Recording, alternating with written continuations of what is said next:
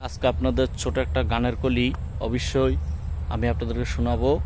আপনারা যদি পেজে থাকেন, পেজে অবশ্যই ভিডিওটা শেয়ার করে দিবেন, লাইক কমেন্ট করে দিবেন।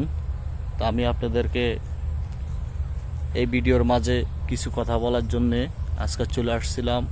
খুবই গ্রাম একটা অঞ্চলের ভিতরে, দেখেন খুবই সুন্দর, খুবই সুন্দর।